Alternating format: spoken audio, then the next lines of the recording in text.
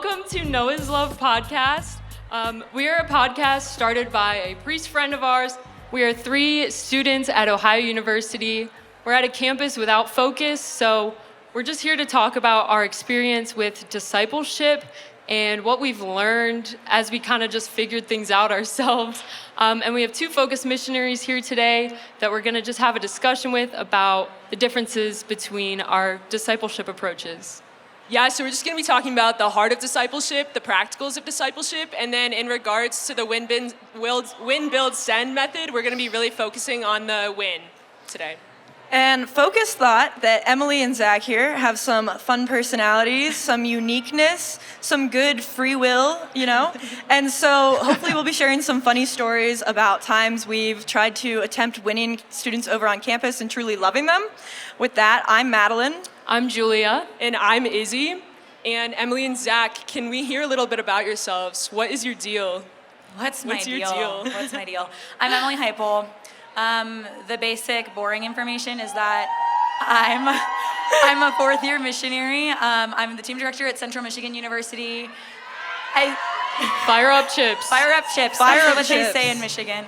I spent 3 years at the University of Illinois in Champaign, and I graduated from Iowa State University, roll clones, and was just raised in a cyclone-heavy family. I once spent 6 hours waiting outside for a basketball game the day after my wisdom teeth were taken out and made it on TV for that. Yeah. That's my claim to fame until now. Yeah. Wow. Yeah, and okay, my name is Zach Glass, and I'm a 3rd-year missionary with Focus. I grew up in Nebraska, Hastings, Nebraska, best state in the country, in the union, and went to the University of Nebraska in Lincoln as a student, and then discerned a call with Focus. I spent 2 years at the lovely University of Illinois in Champaign-Urbana, and then now I'm the team director at the University of Madison, Wisconsin. I'm a normal guy. A little fun fact about me to maybe give a little bit of insight into my character and my personality. When I was, I think I was a senior in high school, me and my friends got together and we went to the local Earl May, and we found out that there was a deal on goldfish. So we bought 36 goldfish and kept them in my backyard in a kiddie pool and just kept them alive for an entire summer. We tried to name as many as we could, those that had unique things to them. Yeah. And then at the end of the summer, unfortunately, we just kind of killed them. But because we didn't really know what to do with them, Okay. So, so that's my deal. Wow. That's awesome. Well, you already heard that we're from Ohio University. We're all seniors. I am finishing up my studies in public administration, but my deal is that, I have a lot of city pride. I'm from the great city of Cincinnati, Ohio. Let's hear it for Cincinnati. Okay. And, I'm the type of person that you're not going to hear the end of it when I am at some kind of function that's out of the city. And so my deal is that I will always be bringing Skyline chili in some form to any function. Skyline chili. So, Yeah. Yeah, my deal, I am a senior studying journalism and publication design. And my deal is that officially as of 2024, I'm a beef jerky convert. Yes. So I was a Huge. vegetarian. I was a vegetarian for 4 years, and then I walked the Eucharistic pilgrimage this summer, and we had every meat on that southern route. So, Except Skyline. Except Skyline chili. You didn't go except through Skyline Cincinnati. chili, I refuse. Man, that's so sad.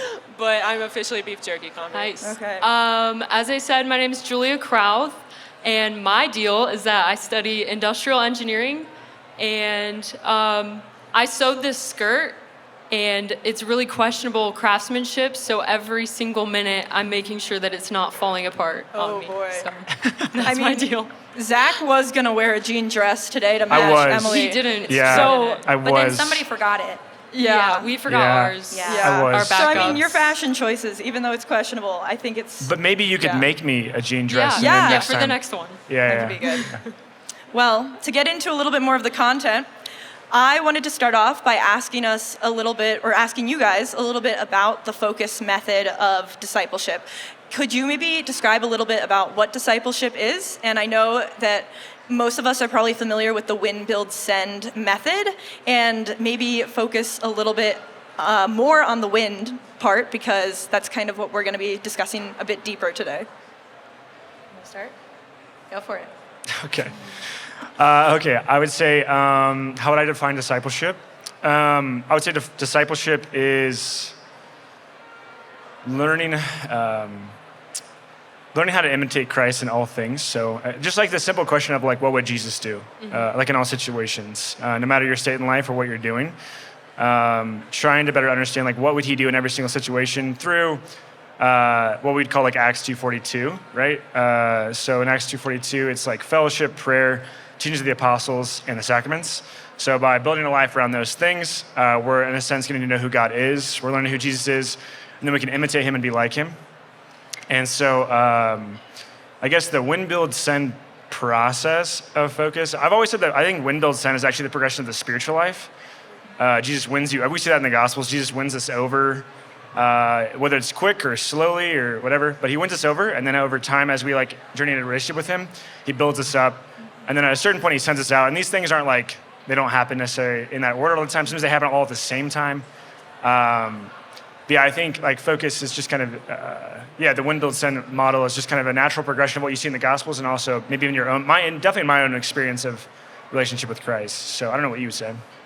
Yeah, a lot of similar things. I think just like beginning to take on the qualities of Christ, the more that we center our lives around him. Like discipleship, I think, is like the process of Jesus being the center of my life. Sometimes I joke when people start to dress like me, I'm like, this is discipleship. I'm passing these things on to you. You're taking on my qualities. So I'm trying to take on Jesus' qualities.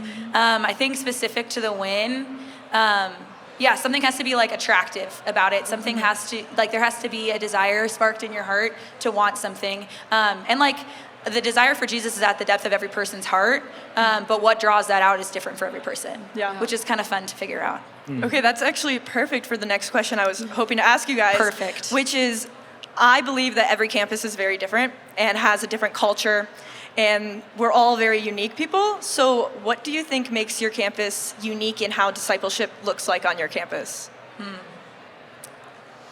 You go. Okay, well, Central Michigan is a new campus for FOCUS.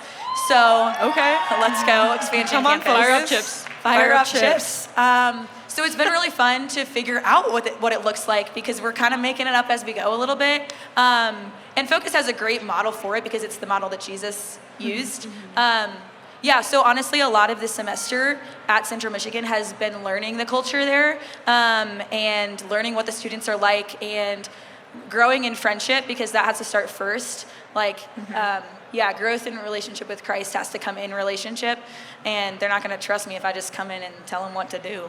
That's not what I'm trying to do. So discipleship has really just looked like building friendship right now, and beginning to grow in that, and just take a campus that has a Catholic church on campus, which is a great blessing. St. Mary's University Parish, let's go. My priest wanted me to shout it out. And taking that and being like, do you know that this is right at your fingertips, to people that don't have any idea? Because there haven't been people who are able really to go out before. So it's exciting. But Zach's situation is much different. So many fans. Yeah, so I would say UW-Madison, I think the discipleship is, UW-Madison does community really well. So I would say like there's a winsome aspect to the community, and that they're all very welcoming and inviting. We do like morning coffee every single morning for about 45 minutes. So we'll have like a holy hour in the morning, and then like after that we'll do like 45 minutes of just like coffee, hanging out, talking, which allows like a lot of that like person-to-person relationship building, the authentic witness of like what's going on in their life, and kind of sharing that with like your brothers and sisters. And then like also, obviously like we're praying before that, so then they're bringing their like prayer life into the conversations that are happening at morning coffee, and those sort of things. But yeah, I mean, every campus is a little different. At Illinois is kind of the same thing, where I think like discipleship maybe I think it kind of looks the same at a lot of different places. Again, it's just that person-to-person relationship, walking with people, witnessing. I've always said like I think discipleship and evangelization is pretty simple. It's like I need to live as close to Christ as I can, and then just be very authentic in relationship with everyone. So like be with Jesus and then be in a relationship with other people.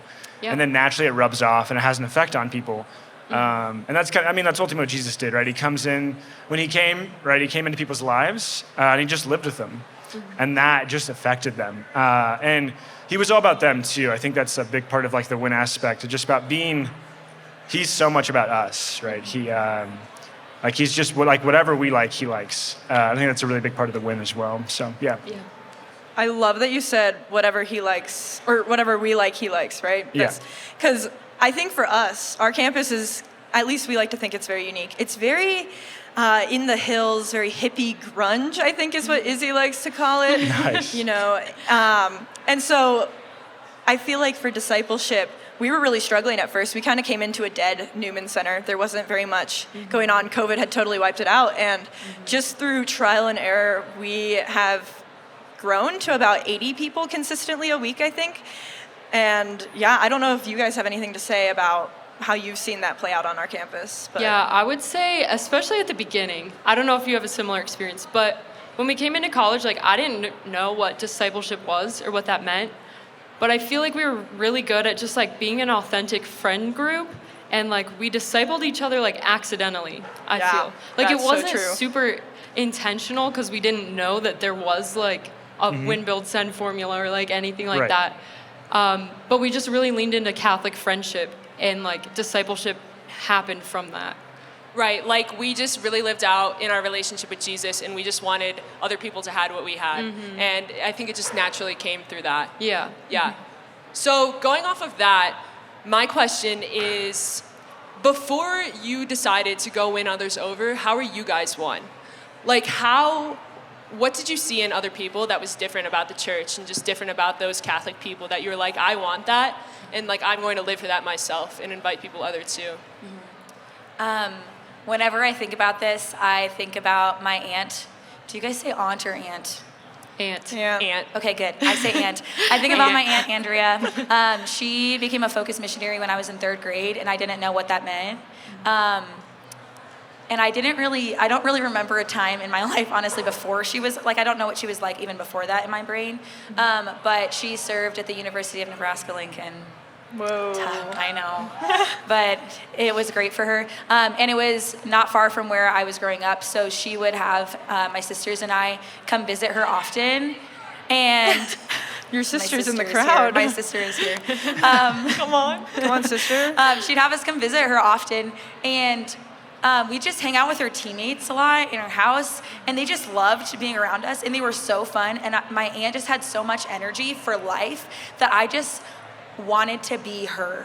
I just wanted to be like her. I didn't know like if that meant FOCUS missionary. I didn't know what that meant, but I was like, I wanted to be around her.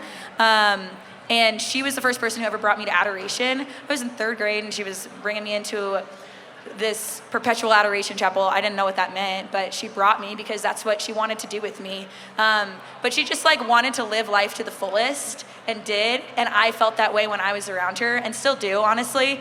And so I kind of like to live that way now too. So I think that is what I think of when I think of like the first time I was won over. There were definitely many other little wins in my life. Being invited to my first Seek conference is one of them, and just somebody knowing me and choosing me. Like, I love to be known, don't we all? But yeah, to just like be looked at and known by somebody, that's usually how I'm won over. Yeah, it's beautiful. Yeah, I would say mine's been like pretty gradual. Like I would say like, I think there's definitely been like people in my life that have definitely won me over, like witness to Christ in a deep way. But I even think back, like I'm taken back to, so I went to Catholic school growing up. And I distinctly remember there was a time when I was a sophomore in high school. I went on the March for Life in DC. And up until this point, I had no idea, like we'd go to Mass, but Mass was just like really boring to me. It was like you're just trying to get through it. And I remember we were like at Mass in DC with all these like high school kids from across the diocese in Nebraska. And everyone, like we got to Mass, like daily Mass, everyone like knelt forward to like pray before. So I knelt down before, like I knelt down too, because that's what you do. I didn't really know what I was doing though. I didn't even know what that meant to pray. So I was always just like waiting until everyone else sat back. So then I would sit back. But then I was kind of caught off guard because when I was there, I sat back at one point, and all these other guys and girls stayed praying. And like that struck me for the first time. Like, there's something here that these are, and I think what won me there was like, these are people that I thought were really cool, that I thought were like me. They were relatable. And so I was like, whoa, they have something that I don't have. And I think I experienced that a lot progressively throughout the rest of my life. I remember being in high school and there was a couple in town that would like work a lot of retreats. And I don't know why, it was just like, they lived life differently. I think something too is like, it seemed like they had a lot of fun in life, but they also had like free consciences. And I didn't. I was like still in my sin.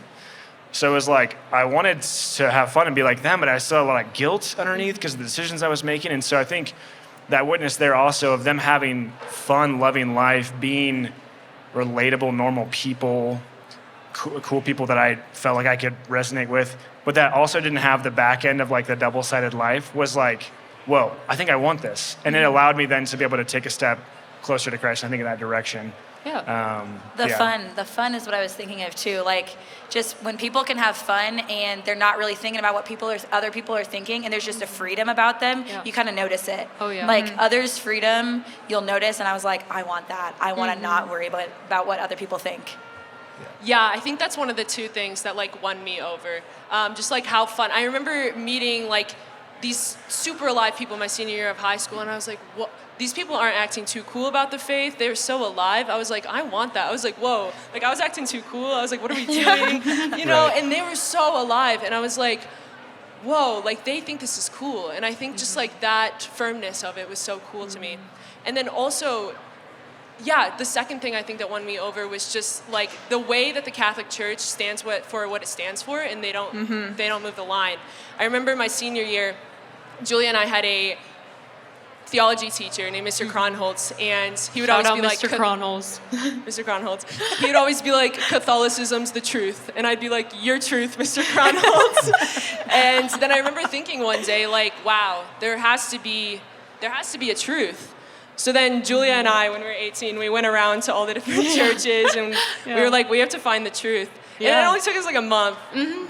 But then after that, we decided like Catholicism's the truth. It was really like the Eucharist that brought us. But I would say like originally it was like the beauty of the Catholic faith that brought us in, but tying it more towards like winning. Like we had kind of made up our minds. We went to high school together, and then we ended up going to the same college. And so we had made up our minds that we were going to seek out the Catholic community, but I didn't know what that was like. I'd never had that. And so when we showed up at our Newman Center, it was small, but like the people that were there loved us really well, and they were just like so happy to get to know us. And like, I don't know, we were freshmen, like they could have just cared less, but they really poured into us. And I think that the love that they had and the intention that they had really brought me into more of like a conversion of my heart when we came in with a conversion of our minds. yeah, it was like a way they were living for us instead of them that looked different. Yeah. I feel like I can't relate to at all what they say, because I think my story is so much so of like God making something kind of bad good. I grew up in a very good Catholic family. Like we were very devoted to the faith, but I was so prideful about it. I remember in grade school, I used to think like all the kids, like we had a teacher that would be like, so what was the homily about this Sunday? And no kid would raise their hand. And I'm at Catholic grade school. And so I'd raise my hand and I'd be like, well, the homily was about this and you all should have been there. And I just remember being so prideful about, I'm the good kid, they're the bad kid, because I was taught you have to go to Mass. But then I think it was just like getting slowly won about the joy of the faith. I went to Catholic Youth Summer Camp one summer in high school, and then I went to a couple other just local retreats, and seeing young people for the first time who were just excited about things that the world thinks is weird, like weird things, you know? I remember I went to this theology of the body retreat, and we're talking about like sexuality and how to defend the faith. And there's all these freshmen in high school, and I was like a junior in high school at this retreat, and they're all so excited about it. And I was like, that's so weird, but it's really joyful and exciting. I kind of want to be like that. So yeah, God turned a ton of pride in my faith that I just kind of, I guess, developed just from being raised in the faith around a bunch of people that weren't in the faith, and he turned that into just wanting to be joyful and reflecting that to others. Yeah. So how would you say your experience of being won over influences the way that you now go about winning others over? You wanna go? I just think it's about being relatable. Like, I don't know. Like, for me, and this is the thing is, like, I think you guys kind of hit on this a little bit, like in your guys' own experience, but I don't think about winning. Like, if that makes Right, sense, you know? It's not about winning. It's just about just being a friend, you know? Like, building a relationship, hanging out, like, but I think that's the biggest thing, like feeling relatable. Like I try to operate under like, if they like it, I like it, you know? Like if you want to do rock climbing, like let's go rock climbing. I've never rock climbed before, but let's go do that. Or I don't know if you're really into Yu-Gi-Oh cards. We'll talk about Yu-Gi-Oh cards. Like tell me why you're so excited about Yu-Gi-Oh cards. Let's talk about that, right? Like so it's just about like building friendship and just trying to like see people. I think that like for me that's kind of because I think that's kind of what happened for me. Like, again, for me, it was just like meeting, because I think I always had this idea in the back of my mind that like the sportier kids didn't do this kind of stuff, or they didn't really get into it. And so to meet guys that just played disc golf, or like we're gonna go play pickup basketball later today, or like, but they were also gonna pray their holy hour today and go to mass today, and they were gonna talk about what stood out to them in prayer. Was like, oh, I didn't know you could like marry those two things together. I thought they had to be like mutually exclusive. So yeah, I think it's just about relatability. Like for me, I don't even like, I'm just like generally curious, I think too. Like when I meet someone new, I'm like what's your deal? You know, that's honestly kind of my thing too. It's like, what is your deal? Like, why are you here? What's your story? Like, how do you find yourself in Salt Lake City today, right? Like, which then opens up a whole can of worms of just who they are. Because like every single person is so awesome and beautiful, right? Like everyone has this like amazing story. And I think it's really fun. It's a great gift in life that we get to learn more about someone else's story. You know, yes, I don't know. That's what I would say. How it's like the way that I was won over now influences the way that I win. Yeah. And what would you say? Yeah, I think I like to have fun, and I like doing like random fun things and inviting people into it. I feel like that's what happened at Iowa State a lot when I was there. You guys. Themed parties. Whoa. Right. We're on that wave. We're so on that wave. We're so about, let's hear about Themed it. parties. So one of the missionaries at Iowa State loved themed parties, and she did one that was, I think it was like a middle school themed party, and you had to dress like what you looked like in middle school, but she was really emo, so she had like thick eyeliner on and swept her bangs over to the side, and she was like singing Paramore all night. It was so funny, but she didn't care. She was just having fun and inviting people into it and keeping them away from sin, you know? My favorite is a jardy. Do you know what a jardy is? No. Illinois knows the jardy. I brought the jardy to Illinois. Jardy is a jean party. Whoa, okay. So you Jean wear, dress. Yeah, jean dress. wear Jean as dress. much jean as you can. We had a jardy for Seek at Central Michigan Fire Up Trips. Fire Up And Trips. Fire Up I Trips. wore jeans, jean pants, my jean dress, and my jean jacket. That's how you Ooh, jardy. yeah. You just go all out. It's just like, how can we invite you into something fun? I think I just like that because the community aspect of it was pretty big for me. Being with other people in this thing, and then I could look up to these other people. I just love seeing the missionaries do random fun things, and I think I just have an adventurous, energetic Yeah. Yeah. part of me that Emily does, yeah. likes. That's true. It's true. You hear her before you see her, type of thing. Yeah. But in the best way. That is what most people say. It's okay. Yeah. Which is why I don't have a voice. But so I think like to get to use that and be in that and like to take it out of the context that I was originally participating in it in sin, you know, and be with these people that I looked up to a lot was cool, and invite people into it. Yeah. Okay, that's so funny though, because we are roommates, we live in a house together, and when we first got our house, our main goal was, we're gonna throw themed parties. Yeah. And the first party was Julia's birthday. It was. So everyone had to dress as something J. And Oh, one of our that's good. roommates has this long jean skirt, and she comes in and she's wearing her long jean skirt, her jean jacket. She's like, yeah, I'm just Jean. And then she told She me knows she how was to wearing dirty. underwear and she No. was wearing jean shorts Oh my under her gosh. skirt. So it was just like all jean. Everything was jean. Yeah. Did she have a jerse? That's really allowed. Oh, I don't think so. No, Izzy They has have a jerse. jerses. but- You have a jerse? I have a jerse. Yeah. Izzy Do you have has a jerse, Zach? No, I have no bucket hat. jerse. Yeah. Yeah. But Izzy's really passionate about theme parties as well. Yeah. You threw one for me once that was I did. What I was felt the so theme of loved. it? It was It was- princess. It was gender reveal. Princess something. You had to pick boy or girl when you walked into the house. You what? You had to Pick pick boy boy or or girl. girl, and you picked a red or a pink or blue hat. Because then it naturally split everyone into two groups. Because we had games. Like- So I was like, do you think And it's a we boy wanted or a two girl? teams. And they're Oh, like, what? And okay. I'm like, boy or girl, pick one. But Like she whether didn't you were explain. dressed as a boy or a girl? no, or no, Like no, whether there's a- someone was having a Just boy or like girl. some hypothetical Like it was a gender pick. reveal. It was just like a Except joke. nobody was I don't even know pregnant. how you think of that. That's yeah. awesome. And then Well, so it I gets got better. blue hats and pink hats. And everyone had to dress as princesses. Yeah, the boys' theme was chivalry for Madeline, and they had to dress in suits. And the girls all had to dress as like princesses. Yes. Right. And so it naturally split everyone like 50-50. So there was like 16 and 14 for boys and girls. And then there was like 3 rounds of games. Yeah, it was Madeline-themed trivia that Yeah. Izzy had come up with, and then it was a Madeline-themed cheer, and then a Madeline-themed rap battle. That Wow. AI wrote about The her. AI wrote the raps. Yeah, that was the first time we really used Izzy, AI. But do how you do you wanna- guys even think of that? Like, how does that come about? Like, like, We didn't have class on Friday last Okay, year. that makes sense. Okay, and, yeah. we Izzy, spent- do you want to plan my birthday party? I would love to. Great. You're invited. One of we were going through themes for the cake, and one of the themes that we talked about was making a cake and cutting out a circle and then filling it with water and putting a goldfish in it. Wait, You might like I that. get no, we should do that. For I'd be your down for birthday? that. My favorite cake of ours was the baby cake. Yeah, so we were doing a joint party for 2 friends. This was genuinely, we came back from Focus Summer Projects, and we were like, we're gonna love people through parties, because we had this one Yeah. girl who was so passionate about, like, I think it's Saint Martha, or Martha is the host? I don't know.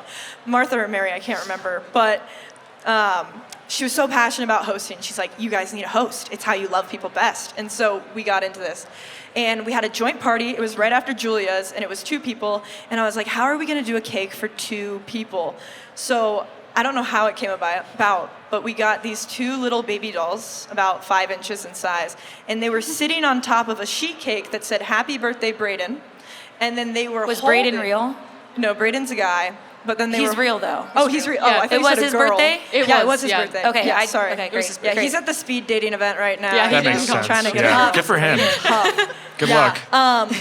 But so then on top of that was the babies, and they were holding a smaller sheet cake that said "Happy Birthday, Amy," and we wanted Was it to her go, birthday too? Yes, but Yes. we wanted to go really far, and we purchased for $7 online voice boxes, and Oh my we gosh. recorded ourselves singing "Happy Birthday." Dude, you guys have too much time on your hands. Yeah, we You should like probably study more or something. I'm Yeah, just- probably. like, how are you? You know, media majors, administration, engineering. I'm shocked you're able to Yeah. be here. Like, Yeah, I'm But- more of like the we have class on Friday, they don't, and so they'll plan all day and then all appear and then we'll help. and then execute. Right.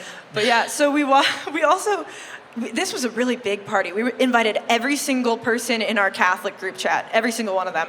And so there were probably like 80 people invited, about 20 to 30 showed up. And we didn't have enough room, and we didn't want to reveal the cake right away when they walked in, so we had this like closet off to the side that has no light in it, but it was totally empty. It's used for the church decorations, because we live in the rectory attached to our church. So it was empty for decorations because it wasn't around a holiday. And we stick the cake in the middle of this empty, dark room, and we didn't have any candles. So we just run around the house, grab every single candle. There's all these Bath and Body Works candles around it. We light them, and then we slowly That's so walk everyone into scary. the room. And we say, all right, the babies are gonna start us off. And they start singing. And they sang happy birthday. That was one of our greatest... That's crazy. I think that was a great win, too. you see, because yeah, I that think- was a win. I think it's just a dumb thing that Yeah. takes down any wall that anybody you invite Yes. can be Yeah. afraid It's of. true. Yes. To come into. Like, you can invite anybody to this. It's not a thing at the church. It's not, you don't have to know all the Catholic things. You just come and meet other people who are Yes. normal and fun. Yes. Yeah. You know? Easy. It's also just super hilarious. Yeah. Right. And I feel like it's really hard to think that you failed, because when you are hosting just like fun events that are silly and people show up, if anyone laughs, if anything is won over, any piece of anyone's heart, it's like so worth it because you know you can just execute it again. So and I think the other thing too is like it's just clean, right? Yeah. It's like there's no like, Right. It's clean fun. You're not having to like, because I think the modern culture says like we need to have a drink in our hand to have fun, right? Or we need to like do something. Like we need to, I don't know, we need to have some sort of substance. We need to have something like that. It's like, this is a super random thing that's super fun. People are going to remember. They're going to make a lot of connections because the walls are down because it's so like obscure and kind of weird and but also funny. And I think that's something that's like really beautiful about it. Yeah. And to be honest, like half the people at the party at Madeline's did not like it because they said there were too many activities. Oh, really? But the other half had a good time. So sometimes, you know, your attempts. They still come to mass, so like, you know, we didn't totally lose scare them them. away. But you tried. Yeah. You know? Yeah, we just tried. You know, sometimes you just have to go out and do something. I think that's what we've learned a lot of, especially without missionaries. Like, it's very student run. You just have to go and start something, and if it fails, like, who cares? Try something else. Like, as long as you get like one person, like, it was worth it. Right, and I think he just like wants us to be like our best like Julia-loving selves. I mean, God-loving Julias. Wait, I don't know. Julia, and like through that, like he's not concerned about like us following the perfect formula, but he just wants you to be your best like God-loving self, and like that all flows like through that, and like all the discipleship does. I feel. We also have a really good, like, one win story. So there's this 12-hour dance marathon that we went to at our campus. 12 hours? 12 hours. It's a 12-hour dance marathon, fundraising for the Ronald McDonald House. And Izzy had this genius idea. So normally you're supposed to show up as a color, just a random color, one of the 6 rainbow colors, and then you join that team. But Izzy, what was your idea? It was for the Ronald McDonald House, so I was like, why don't we just all show up as the Ronald McDonald characters? Yeah. So she was Ronald McDonald, I was the Hamburglar, and then we had a bunch of the younger kids be all the other characters. The Hamburglar. I don't even know what that is. He's one of the Ronald He's one of the McDonald mascots for hamburgers. McDonald's, yeah. Anyways, we're like You go to McDonald's more running often. around for like 12 hours dressed as these characters with all the younger kids. All around campus. And then we're in an elevator in the library, and this guy named Keith comes running over because he sees clowns. Well, like the elevator doors are closing. Yeah. We don't see anyone in this library. It's like Saturday night, 5 p.m. Elevator doors are closing, and it's like a movie scene. Suddenly there's this guy just like parting the doors. He's like, wait, I saw a clown. And then Keith comes and he's running around the library with us. And now Keith hangs out with us and like goes to mass every week. That easy. Random guy. I know. Yeah, he likes lives in our like clowns. Catholic men's house. And Yeah, he joined the Catholic men's Okay, house. Wow. Keith. Yeah. But also I feel like we're talking about like grand examples of like these funny things we come up with, but like also like we would like to hear about like how you make little things like Bible study or discipleship like fun within that, you know? Like practical things that can be done. Yeah. I mean, for the girls, it's the snacks. It's all Right. about the snacks, you know? Yeah. As I try to be as unhinged and authentic as I possibly can at the very beginning, because at the beginning of a Bible study or like discipleship or something, when girls don't know each other, nobody's gonna share anything. And so the crazier I can be, the more they're like, this girl is kind of whack, so I won't be as weird as her. I think I showed the Bible study I lead now a video of I made a rap. Well, I didn't make the lyrics, but I made a music video. I made a music video of a Catholic rap to I'm So Fancy. Wait, I'm So Whoa. Fancy? Yeah. Yeah. Is that what it says? I think so. It's fancy. I don't even know, it's fancy. I don't even know the other lyrics anymore. It's I'm So Catholic. And I made a music video with my first year teammate Tessa, and I showed these Bible study girls this, and they ate it up, and now we're vibing. Good. Wow.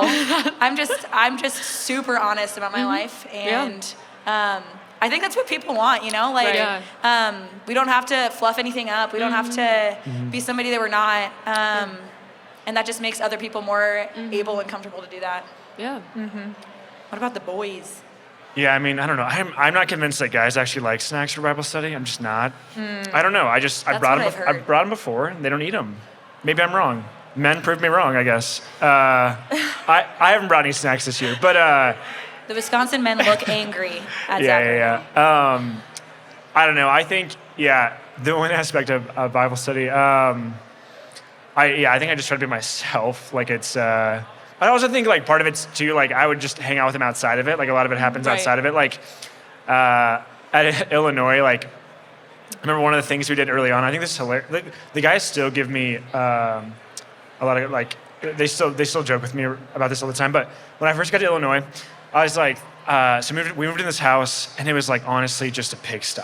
Like the yard was super overgrown. The inside was disgusting. Like it was bad. And everyone that lived in the house the year before knows that. So I get there and I'm like, oh, this is great. Like I want to get a bunch of guys out here. Like I want to like build some community. It's like, we're gonna have a men's work day. I was like, it's just gonna be like, I'll just invite everyone. I'll get all the guys here, get a bunch of tools, and we'll just like work on the lawn for like 3 hours. And then we'll cook some meat and have some mac and cheese and call it a day. And so I did. I got like 35 guys to show up and work on my house for like 3 hours. And they left before the meal even because they just liked working. But it was just like little things like that. And they still joke with me because like, Zach, you just got us for free labor. Like you didn't even care about building community. It was just like free labor for you. I'm like, no, I like promised to feed you. Like I did. You just left before that. Like little things like that. It's just like, I don't know, it's not anything crazy. It's just like living life together, just being normal. And I think that just makes people open up. And then when you have events like that, or like one time I think me and a bunch of the guys we played sardines in the backyard. Oh, It was a tiny backyard. And it was hilarious, like, because you would see everyone like really eat it. I'm like trying to think about where in that backyard you would have gone to there's hide. like nowhere really to hide. But like some guys, one guy, I don't know if Max is out there, but Max like hid in this bush, and we're like, I think he's not even on the property. We like can't find him. But it's just like that would build community so well. And then like when you get to a Bible study, everyone's so like open, everyone's so comfortable with each other, because we all just feel like we kind of get each other. We feel like we can relate. That's kind of I feel like where most of the win aspect kind of happens, like in the Bible studies and discipleship and that kind of stuff. But yeah. I was going to say, I think what you said really resonated with me, because I remember being shocked. This is like such a random thing, but there's this street on our campus called Mill Street, and they have Mill Fest every like spring. And we were like at a friend's house on Mill Street one time. We weren't having a party because we were not it was like really early in the morning when they have the party. So in the evening, people were still walking on the street, and we were like, we have a ton of milk. Let's do Milk Fest. And we just started pouring shots of milk. And we, not like shots, but like little bits, And we're like, who wants free milk for Milk Fest? You're not real people. What? You're just unreal people. Yeah, well, I'm a milk person. We had cookies too, so. Yeah, we did. It was milk. Just milk the and things that cookies, you but think Milk of, Fest. I'm like, But yeah, what are you doing? But what Zach was saying, I was just like, people were so nervous to take it because they were like, what's in it? And we're like, no, we just want to give you milk and cookies. And then when they truly trusted us, they like stayed in our yard for so long, and they loved that we were giving out milk. Yeah. And people so, were like asking, they're like, this is so like countercultural. What's going on? We're like, we're just hanging out, passing out milk. Like there's nothing to it. We had to go to the store to get more milk. And now it's like, I think of that with Bible studies. I'm like, what can I just give people that's going to be like, I feel so just honored that you are giving me something and not expecting something in return, not trying to harm me. So like I baked an egg casserole for my Bible study the other week, and I thought it was kind of nasty, but everybody loved that I baked them an egg casserole. So Yeah, and I feel like the simplicity of discipleship can be so like overlooked easily. And it's just like, when you include people like that, it's so special. Because like one of my favorite things about like following Christ is like just being included by him, just like having that place with him. And I think like just like the simplicity of just like loving someone well and inviting them over. It's like that goes so far. Not having to like do something crazy, but just like inviting them into your life. And I think something else that I'll try to do, like I try to speak to their hearts, like especially when they're in Bible study too. It's like the one aspect is like doing fun things, too, but just also that aspect of like, my goal is that hopefully I know their hearts, and then like as we're walking through Scripture, I can help them like identify where they kind of see themselves in these Scripture characters, and like kind of almost like giving Christ the opportunity to win them over, and just helping them understand like like the Lord understands you, and like He sees you, and like that's because I think a lot of winning too is just like building trust, So there's definitely like a spiritual element of the win process too, that's even like outside of like my relationship with them, as I help them build relationship, because that's ultimately the goal, right? Is like, I mean, I want them to be friends with me, but I definitely want them to be friends with Jesus so much more, And so trying to incorporate that part of the win, which I guess you could also call build or whatever you want. Again, like these all kind of overlap and stuff, but I think that's a big part of it too. Yeah. Well, we only have about 3 more minutes, I think. Oh, wow. So on this podcast, at the end, we like to ask, how has God been loving you recently? So how has God been showing you his love at Seek this week?